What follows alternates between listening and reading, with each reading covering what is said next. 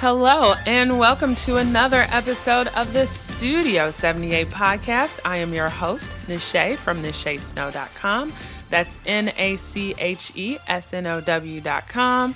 Over there, of course, you can sign up to be notified about the Life Cleanse Journal. You can find my free resource pages, and the show notes for this page is also over there if you click on the podcast page, or you could go to NacheSnow.com/35. All right, so who do we have today?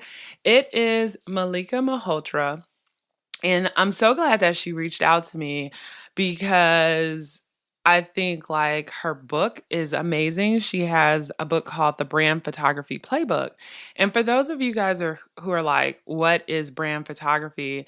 Essentially, and she even says it in the book, it's like more than just like having a headshot on hand or just lifestyle photos, but it's having like these series of photos that you can use in different places that tell the story of your business. So it's photos of you that you could use all over your website, you could give to news media, you could use in your social media, but it's like telling like the story of your particular brand. And so she created this amazing book called the Brand Photography Playbook that kind of helps you like prepare, like it helps you figure out like how to choose a photographer, and then just getting ready for the photographer too, like figuring out your brand strategy, your mood board, your photo stories, your shot list, like even clothing and accessories, beauty, hair and makeup, like props, like everything that you need to know to make sure that when you pay money to get your brand photography shots, that you get exactly what you want. So I think her book is very well done. And as somebody who needs to get this done again, like I had photos done by the lovely Nache Umba, who you could catch her on one of the older episodes. She moved away from my area though. Cry, a little tear. But anyway, I had a photo shoot with her several years ago for my other brand, Find a Fashion Truck, that I run with Astrell. But now for NacheSnow.com, I really need to get some professional photos done. So I've been looking for like a local photographer in this area, which I think I have found. I'm going to actually email her and find out like what her process is, just to make sure that we jam together. And if we do, I'll make sure to share like that whole process. But in reading Mallika's book, I'm like, I know what questions to ask. I know how to like prep now for this photo shoot that I'm going to have. And so it's super duper helpful for brand if you're thinking about getting some brand photos done. And it's also like helpful in general, even if you're just getting photos of yourself. Like there's just so much goodness packed in there.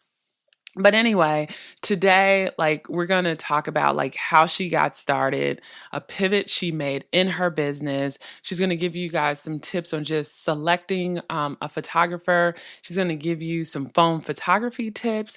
And we kind of end up, and because I think she's really good about getting press and exposure. So she talks about like some tips and tricks that you could use to also like get your business out there. So great episode, great story.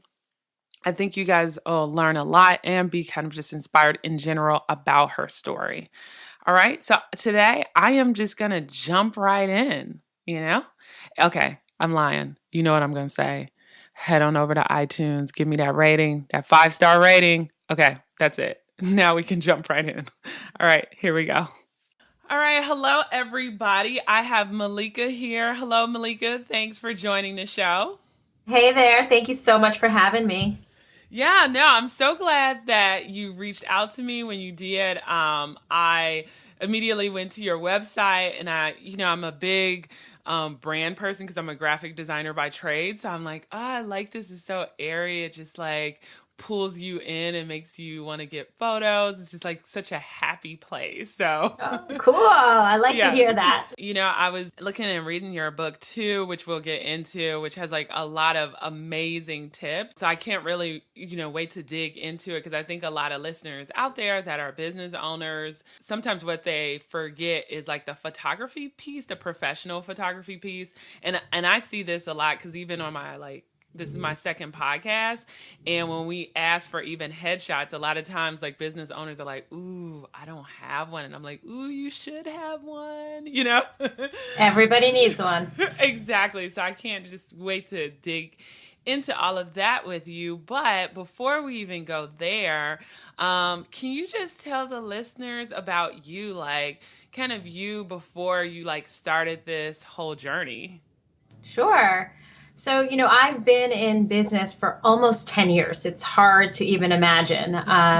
But, before I put on my entrepreneurial hat, I used to work in advertising and marketing. And I worked in big agencies in New York City and San Francisco. And I worked in beauty on accounts like L'Oreal and Oil of Olay. And it's funny, now when you fast forward to what I do now, I think I take a lot of that strategic skills that I had back then and I apply it to smaller business owners. But when I started my business 9 years ago, I was doing primarily children and family. I had 2 young boys at the time, and I think a lot of photographers are like this. You're a mom with a camera and you're taking pictures of your kids.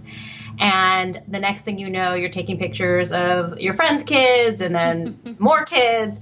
But for me, I was living in California at the time, and I'm from the New York area. And so I was far away from my family, my relatives. And so, it was sort of like my way to connect with them and share stories of my children through photography, this creative outlet where I could tell them how they laughed and what they were interested in. And really that storytelling component, which I still take to my current business now, which has evolved over time. As most entrepreneurs, you sort of pivot with your business. And so in the last 3 or 4 years, I have shifted from family to business and branding because I got very involved in sort of the networking and, meeting other women in business and helping them with their businesses and then helping them with headshots. And then from headshots, I started diving deeper and asking more questions about their brand story and then trying to visualize that with photos to kind of communicate like the many layers of our business. And I think when the online world was starting to really blow up and more people were getting websites and social media, it was such a good time for me to sort of be exploring this branding photography niche that now, 4 years later, there's a huge demand with entrepreneurs, online entrepreneurs, creative entrepreneurs. We all have our websites and social media, but just our marketing in general, our world right now is very visual. And so we need these images to not only just explain our products and services, but really to like differentiate who we are versus the, 100 other graphic designers, right? The thousands of photographers. Like our industries are so saturated that the visuals play this important role. They become these, assets to dig deeper into our stories and help us connect with our audience. And so it's sort of been a long journey of, starting with children and then kind of coming to the point where now I do business and branding full time, but primarily working with women entrepreneurs. I don't work with many men. I really try to focus and specialize in women in business. And, for those listeners out there that are just kind of starting off in like whatever, industry they're in, like how did you really put yourself out there? Because, sometimes I think it's hard for people, like you start something that's a passion, like with photography, you started with like your own, family photos and then photos of like family members. And then kind of it slowly grew into a business. But how did you like at some point say like, hey guys, you have to pay for this now, and start looking it's hard, for like paid right? clients, right? Yeah. No, it's hard. I think it has a lot to do with confidence. You come to a certain point where you realize that you are worthy to be charging and that you are sharing value and you have an expertise in something because of the experience and the work you've already done. And the first person to realize that really is yourself, because probably your friends and family and community are all telling you these great things about your work. But until you decide for yourself that you're worth the price that you're going to be charging, nothing's ever going to change with your business. You're not going to get that growth. And so I think it really has a lot to do with confidence, and also, keep taking those risks and trying new different things, because our businesses are living and breathing and, always evolving. And so you kind of have to realize that you're going to make mistakes along the way and it's not going to be perfect, but it's okay. And that with every failure or with every challenge and with every success, you're just going to get better and better. And I think over time for me, being in business almost 10 years, people will say, oh, it seems like, you've done so well and you're charging this amount of money, but they don't know the backstory. There were a lot of, messy, crazy, tearful nights that got to this point. Right. But you kind of just have to keep plugging away and just really believe in your work and constantly keep working at it. I really don't believe this overnight success or 6 figures from one launch sort of thing. It longevity and sustainability is what you want in business. Now, do you do this full time now? Well, so I have 3 children and they're 15, 13, and 8. So oh, wow. They keep me very busy. So, my business is full time, but the beauty of having your own business is the flexibility, right? So I can pick and choose what I want to do and how it revolves in my lifestyle or the schedule of my children. Yeah, so it's crazy. I mean, I'm not going to deny it's chaotic and crazy town at my house, but there's something to be said to be pursuing something that you love and that you've crafted for many years, and you feel like you're now becoming a leader, an expert in that, but still also, trying to be a good mom too, and giving yourself grace that it's okay if there are some days you're not good at one and better at the other. Some days you're not good at either. It's all good. Right.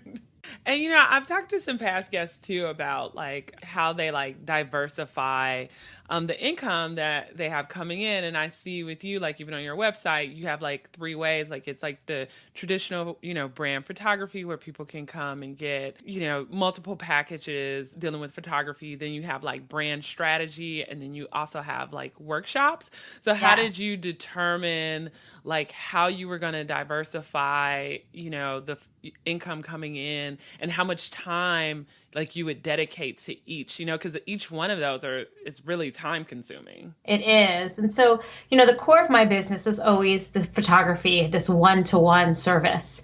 But, over time, you do get burned out with that one-to-one service. And as I started to dive into a lot of the business and branding parts of my business and helping my clients with that outside of just the photography, people started asking me to, teach or sit down with me for coffee. And then I was thinking, how can I scale all of these let me pick your brain sessions to create maybe a class where then I can scale my one-to-one photography service by adding more value, more teaching, more of my expertise, and do it in this classroom workshop format. So now I'm serving more people and sharing different ideas, and that layering to my business really did amazing things, because I would get, the same client who went to my workshop would then hire me for brand photography later, and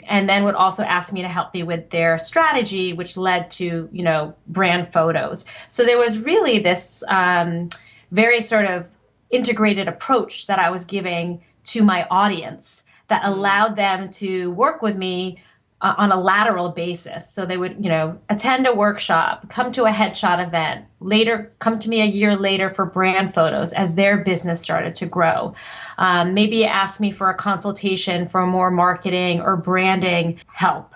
And then, now I wrote this book, which is another, part of the revenue stream, another part of the business model where I can scale my business even to a larger audience because now everything that I do with my one-to-one clients for brand photography, strategy, as well as the creative, I've really tried to outline in this book so that even if you lived in a small town in Iowa where there's not a specialist, not a brand photographer, that you could empower yourself to create the stories, write the stories, get ready for the shoot in terms of props and styling and locations and the brand strategy, that if you were to work with a wedding photographer, the only one available, they would understand what your goals were because of what's outlined in the book. And so, I've been very sort of strategic in a way to keep that core one-to-one, but also grow my business in a way that I could serve more people, but also keep it dynamic so that, it keeps it interesting. I don't get burned out so much because I always have something different going on. Right. And so, I'm glad you mentioned the Brand Photography Playbook, because I'm just curious, how long, why did you decide, you talked a little bit about why you decided to do it, but when did you launch it? How long did it take to gather that information? Because that's 150 plus pages of good stuff. So, and it's so weird. It's because I'm working on something now, like this journal, and it's you have all this stuff in your brain, but then it seems like it's easy to put it all in a book, but it's really not. So what tough. was your process? Yeah. So I think for the last year and a half, people kept tagging me in Facebook groups, or people would approach me to speak on podcasts or in presentations or workshops about brand photography. And all the same questions kept coming up. What is it? Why do I need it? How do I pick a photographer? What are the stories that I should be telling? What do I do with the photos when I'm done? And I started to make a log, honestly, of all of these questions just to save me time, because I'd be like, oh my God, I have to retype this. I'm just going to cut and paste, Right. And then last winter, I was in a mastermind group and I was sort of thinking, what's next for my brand? And always on every vision board for years and years, I've had this idea of a book. I want to do a book. I want to do a book of, women entrepreneurs and tell their stories. And the book I always thought it was going to be was this book. There's a book called In the Company of Women by Grace Bonney. Oh, yes. And so I went to our book signing. Yeah. Yes, she's amazing. And when that book came out, I was like, oh my God, this was the book I was supposed to create. And you're sort of deflated, and you're the beautiful photography and the interviews and the stories. It was so inspiring. And so that was the book I thought I was going to create. But then I was in this mastermind and I was telling everyone how, I have all these questions for brand photography, and is there something I can do with it, with the images? And I thought, why don't I create a book around this new idea, this new niche, to help people understand in this online world that we're living in as entrepreneurs, how they can use the images and how they can see other real women, real entrepreneurs using visual content, creating custom visual brands. And maybe it would be inspiring. Maybe, they'll get some strategies and tips that they can use across the board, not just for the website, but, everything is marketing related, from social media to your sales pages to your website to press kits. These are visuals. If you do it right, strategically, and it's done with this cohesive, consistent approach, I feel like you then create this customized brand that can really stand out. And once I started kind of putting the pieces together, I got really excited about writing, and being in a mastermind sort of helped me stay accountable. So I'd be like, I'm going to write 3 chapters today. I'm going to write 2 chapters today. And that brain dump, I kind of just let myself vomit all the information out, because that's the hardest, right? Right. And then the challenge is sorting it out and putting it in the proper flow. But I did get some help. I hired an editor who helped me, and that was huge. And I did I found an amazing graphic designer who matched the vision I had for the book.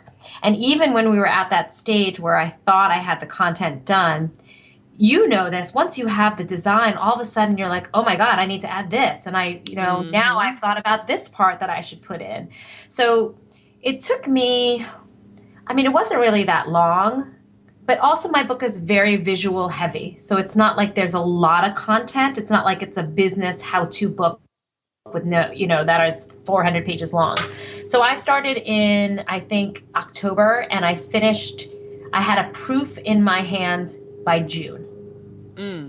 So that's like what, 6 to 7 or maybe 8 months. Yeah, that's really good. And I self-published. So I used Create Space to be able to sell on Amazon. But I also printed my own version of the book with my own printer so that I could, sell it because I speak a lot. I do a lot of workshops and I speak a lot. So I wanted to have something in my hand that I could share with my students and then also with my clients. So. No, that's great. Yeah, and it looks great. And then, there's like a lot of like, going through it. Like I was even at an appointment this morning and I was like going through it and I'm like, oh my goodness, this is, we were talking a little bit in the pre-chat and I'm like, I need to get like some new professional photos taken. And I'm like, okay, let me like think about this. Cause you had like some great tips that you need to think about before the day of the shoot, right? Like something as simple as like, don't like, if you're gonna get your hair colored, like do it like a couple of weeks before. There's a time for that. Yes. Yeah. Photoshop does a lot of things, but if you're prepared, it's right. Better for everybody, and you'll feel more confident too, the more prepared you are. But yeah, it's not a brand photo shoot because you're really trying to communicate the different layers of your business. It's not one of these shoots where you just show up and you're like, all right, put your hand on your hip and turn here.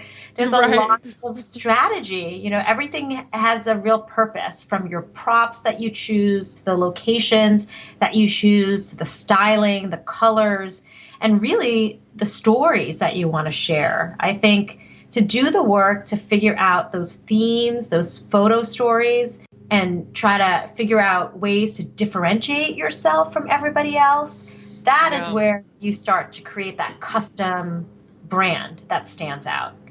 Yeah, no, I think it's great because even as I was going through it, like one thing that I've been trying to decide, for example, is like, well, where would I have the photo shoot? Should I have it somewhere in DC? Should I have someone come to my home? And then you had like this page where you listed just some ideas of where people could have like different photo shoots. And one of the things you mentioned was like a florist. And I'm like, oh, I'm always posting about flowers. And even though I'm not a florist, I would want it in a place that has flowers, like maybe in the background, because that's just part of me. I like fresh cut flowers and things like that. So I think, the book really, and that's just, one of the kind of tips I got from it, but it really makes you think about like, okay, what do I want this to be and what are some of the things I need to do before that shoot? Right. But I was wondering if maybe you can give like some folks out there that are currently looking for a photographer, like just some tips or things to keep in mind if they're thinking about doing like a brand shoot in the next 6 months. Yeah, absolutely. So I think when you're looking to select a photographer, obviously the first thing you need to look at is their work. You need to make sure that the work looks professional, it's consistent, that the photographer has a good sense of lighting and clarity, and that their style matches your style. So, you don't want to work with a photographer that's like very dark and moody if your brand aesthetic is like bright and colorful. So you want to make sure you're in alignment in terms of the aesthetic. The second point I would make is that the photographer that you hire for your, brand photography should have some background in branding and business, because the goals are different. These are more than just pretty photos. These are photos that have an intention and a story that you're trying to tell. So you want to make sure that your brand photographer is asking you the right question, asking you about your branding, your mission, your values, your personality, your process. You want to make sure that they are trying to get all of this information for you, because that will help in the visual storytelling. So if they're not asking you these questions about your brand, then, it would concern me, because then what are you going to be communicating to, in these visuals later? And I want your photos to have depth and to differentiate from other people. And so that's where that brand strategy part is so important. And then the next thing I would say is make sure you have a conversation with the photographer, because a lot of the success at a photo shoot is the energy between you, the trust, the relationship, the connection that you have. And if you don't like that person, it's going to show in some way or another in the photos. Right. So you want to feel comfortable. Nobody likes to be in front of the lens. It's awkward. It's anxiety. We all feel it. And so you want to make sure that you have a conversation on the phone or in person so that you feel comfortable with this photographer and that you can trust them to pull the best parts of you and to help you, pose and position yourself and to really communicate the story of your brand. So those are three things I would definitely, look at the style, make sure you have good energy between you, a good connection, and then make sure they have a strong understanding of business, online business, as well as branding. And I think something else important that you mentioned in the book too is like you get what you pay for. So yes, I hate to say that. I never like to say it as a photographer saying that. It sounds so obnoxious, but you just have to be careful of, photographers that might be giving you everything under the sun for like such a small price. Like maybe they're going to give you all the images that they took, but why do you need, 500 unedited images that some might be blurry and dark that you might not have the tools to edit them or make them look professional in a way that's consistent with your look and your style? Yeah. So it's, you have to ask some of these hard questions of like, what is included? Do I get edited images, unedited images? How many do I get?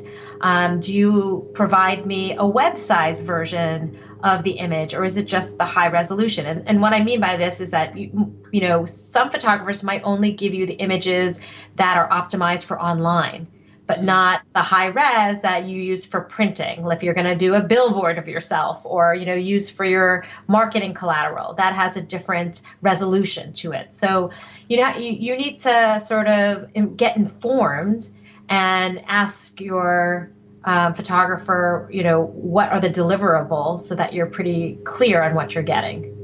Yeah, no, I completely agree. Because, it's even like that in the graphic design world, too.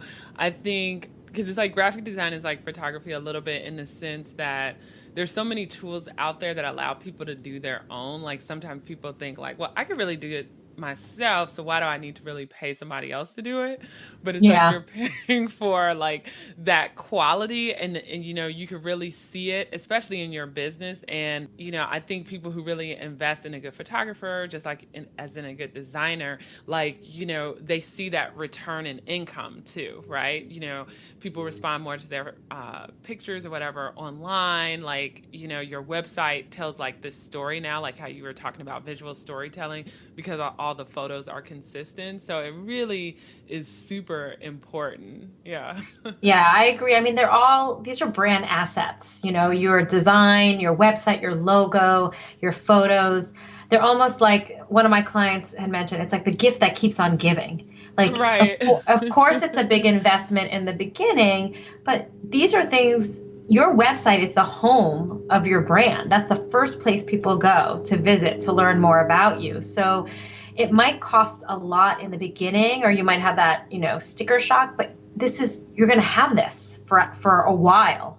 It's the foundation of your brand. You need these elements to really be seen as professional and to tell your story. And then also, in the book, you give some tips too on if, because there are going to be cases where people need to just take quick photos for, Instagram or Facebook of their products or, things that are going on in their life. So are there 2 or 3 tips that you can give people when they just have their phone, but they're trying to still kind of communicate that message through photography?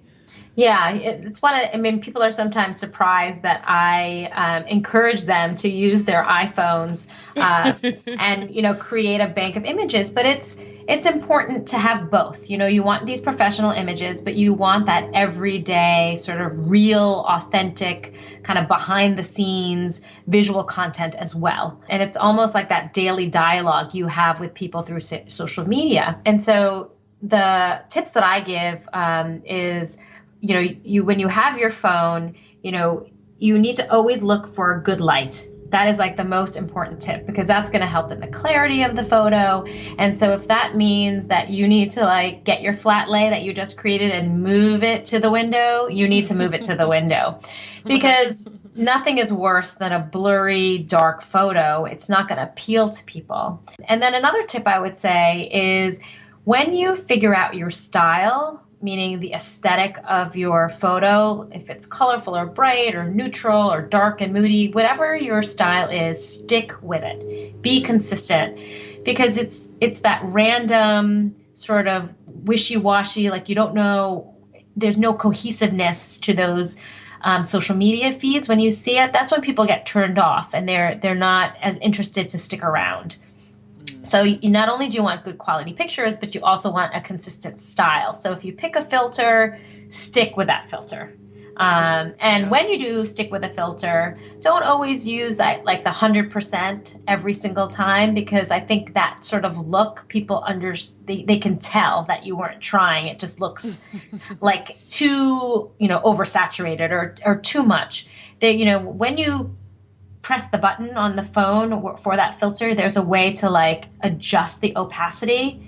Please do that, because that will help, the look of your photo. It just seems more real than just slapping on a filter and like just walking away. And then, there are certain apps that can really help you. My favorite apps that I use are Pick, Tap, Go. And that one allows you to save the recipe for your photos. And that helps with the consistency, because then you can apply that recipe on any new photos that you get. And then you can adjust that recipe if it's 100% or 70%, so that, because not every lighting situation is the same. So you might need to adjust that recipe. But that helps create that signature look for your Instagram feed. And just getting, back to the business a little bit before we wrap up here. I saw like on one of your pages on your website where you've gotten like some press, and I think photography plays into that, because when you do get that, you have like your photos that are all ready to go. For sure. Yeah. For the folks out there that are trying to kind of get their business out there, how do you go about like getting yourself like exposure, with the press? I think networking helps a lot. So, getting out of your computer or sitting in front of your computer and actually meeting people in person and like real face-to-face situations, I think that helps a lot. Attend conferences, your Chamber of Commerce. I do a lot of women's organizations that are focused on business. So I do a lot of networking, and that has in turn opened up opportunities, because people know me and have recommended me or have worked with me, that if someone comes along and says, I'm doing a piece on, a local New Jersey entrepreneur or mompreneur, they might recommend me. And I've gotten some good local press at first that's helped me then to get more national press. So also starting small and, going to maybe some of the local publications or local radio show, or, people in your town that might have a podcast, and starting there to sort of get your foot in the door and, get the content out there that you can then share when you're pitching some of the bigger people. I think that really helps. So that combination of just networking a lot and starting small, but building sort of your resume so that you can get the bigger opportunities. Before I go to the wrap-up classes too, I just wanted you to just maybe tell the folks a little bit about your brand strategy class, like why you created it, why it's important, kind of what you get with it, just in case they're interested. Sure. So, I found when I was working with clients to do their photography for their brands, the brand photography, they would say things like, well, what do you think is my mission? Or what do you think is my personality? And I would say, Well, it's not up to me really to figure that out. Like, those are hard questions that you kind of need to know first and then come to me to sort of, build your visual strategy based on that foundational branding. And when they didn't have the answers, I realized that if I really wanted the photos to be storytelling, to be impactful, and I needed to do this branding work with them. And so basically, I have a very in-depth questionnaire where I sit with my clients and I ask them everything from, what are their brand values and their mission, the movement they want to make, to, describing their ideal client, to what the process is, to let's look at the competitive market and trying to analyze what everybody else is doing and figure out how you could do something not better, but different. Like, what is your, unique selling point? We talk about, where they want to take their business, what the vision of their business is.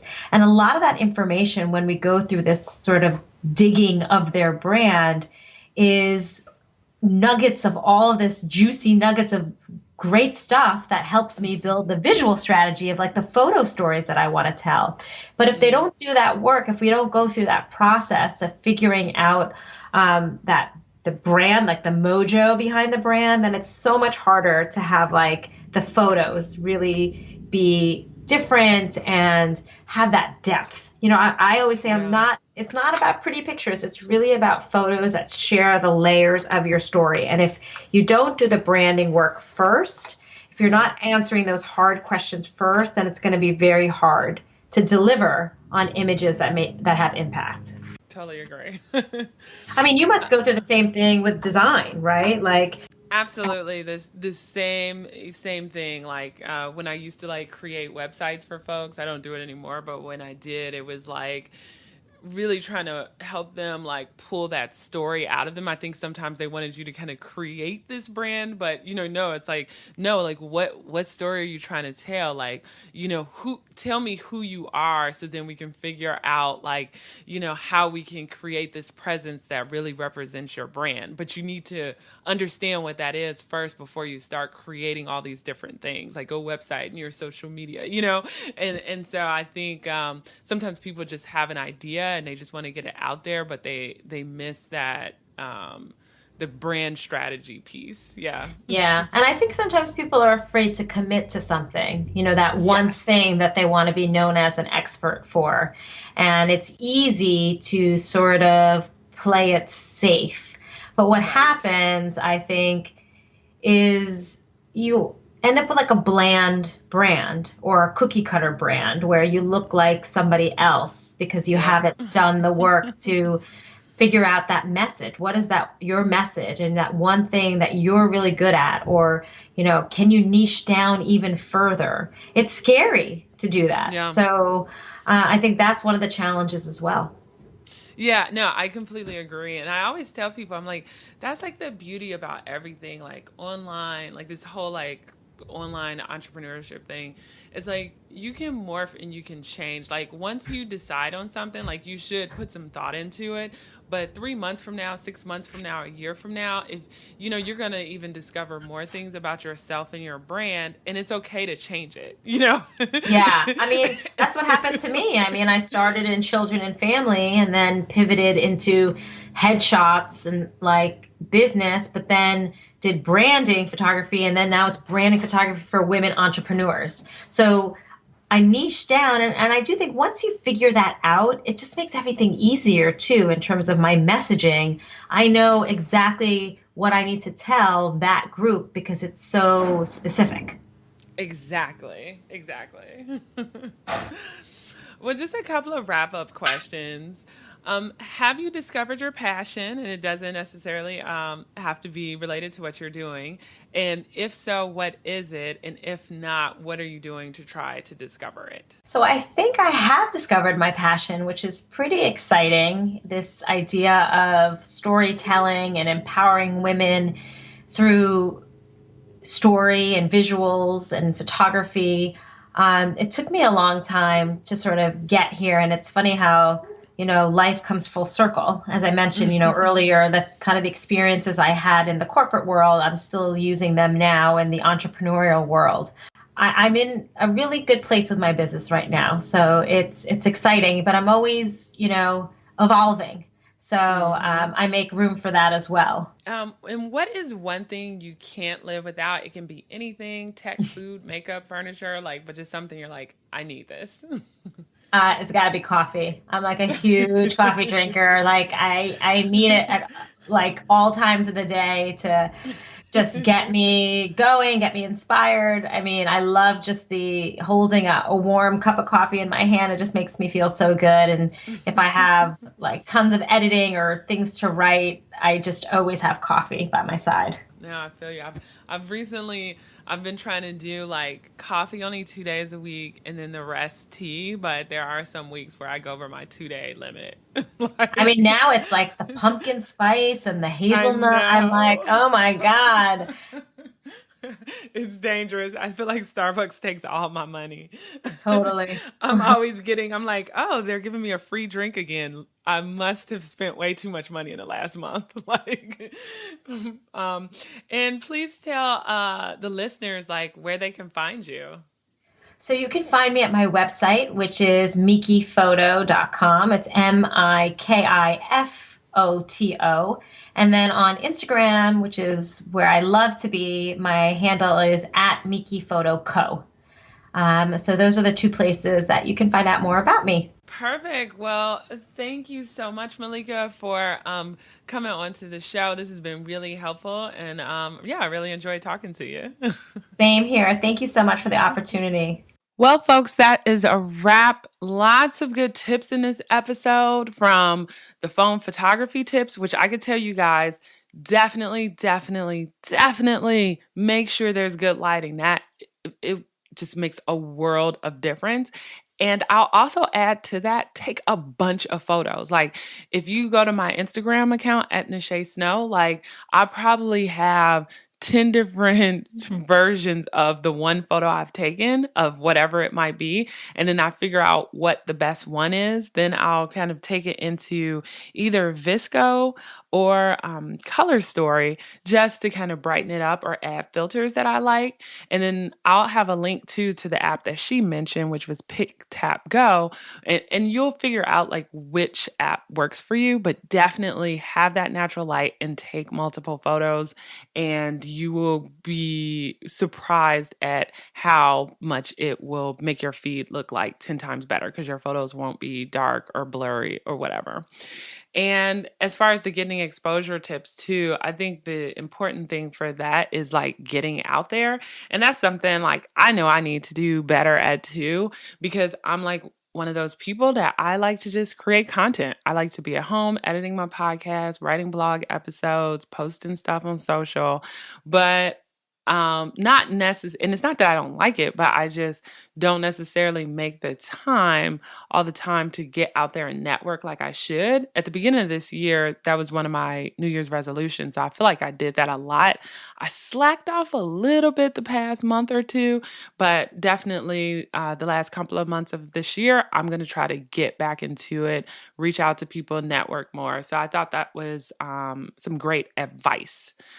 All right. So please let me know what you think about this episode, either on social media or on the page where the show notes are, which is nachesnow.com/35.